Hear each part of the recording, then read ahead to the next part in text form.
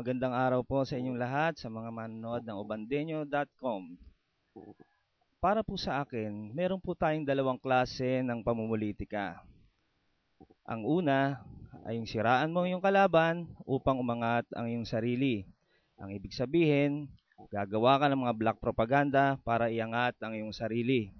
Ang ikalawa naman po ay yung ipakilala mo ang iyong sarili, sabihin ang iyong mga nagawa, at sabihin ang iyong mga gagawin pa sa mga susunod na panahon. Gana po para po sa inyong lingkod, ang pipiliin ko po ay ang pangalawa. Ako po si Rodolfo de Alejo. Una niyo pong inihalal bilang number 1 noong 2004. Noong 2007 naman po, ibinoto nyo bilang number 2. Ngayon po, ako po ay iboboto nyo bilang number 3 sapagkat ang numero ko po sa balota ay number 3. Nais ko pong ipaliwanag sa inyo ang mga gampani ng isang konsehal o miyembro ng Sangguniang Bayan sa ating munisipyo. Kami po ang gumagawa ng mauuring mga batas na siya nating ipatutupad sa ating bayan. Hindi po namin kayang magpagawa ng mga kalsada sapagkat kami po ay nasa lehislasyon. Para po sa akin, nais kong ibigay sa inyo ang mga ilan sa aking mga nagawa. Ako po ay nakaakda na ng 15 ordinansa, kasama na po rito ang mga regulasyon sa LPG, ang regulasyon sa pagpapatakbo ng perya, ang regulasyon sa mga malalakas na ilaw na ginagamit ng mga sasakyan. At ang pinakamahalaga po nating nagawang ordinansa ay ang ordinansa na nagpoprotekta sa ating mga kanal. Sapagat alam na po natin, ang ating problema dito sa ating bayan ay ang pagbaha.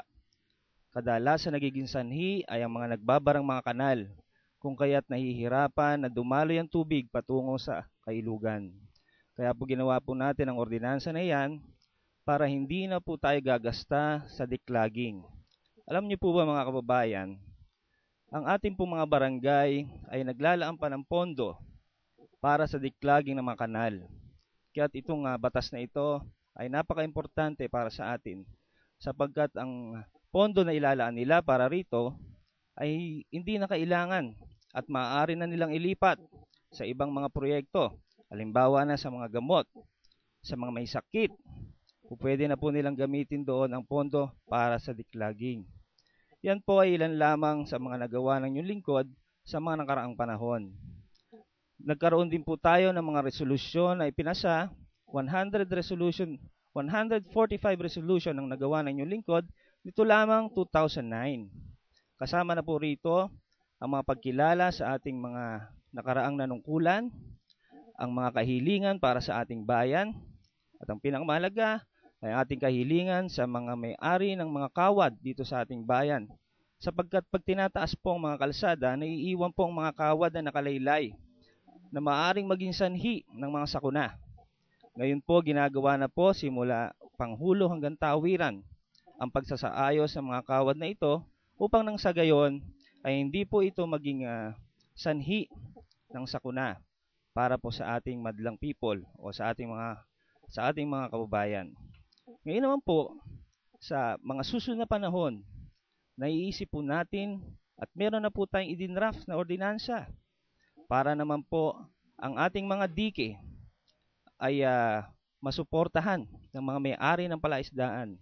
Sapagkat ang nangyayari po mga kasama, sa tuwing magkakaroon po ng pagbaha, ang nagsho-shoulder po ng gastos ay ang pamahalang bayan. Nahihirapan po ang ating pamahalang bayan.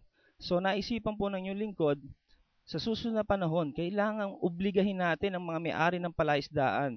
Gagawa tayo ng batas, matibay na batas, na para sila mismo ang gumawa ng mga dike dito sa ating bayan. Yan po ay ilan lamang sa mga plano sa mga susunod na panahon. Kami po dito sa aming grupo, salatman sa yamang material, pero sa yamang nagmumula sa pusong nagmamahal. Kami po ay siksig, liglig, umaapaw. Muli po, dream, believe, survive. Rodolfo Alejo, number 3 sa konseho. Salamat po.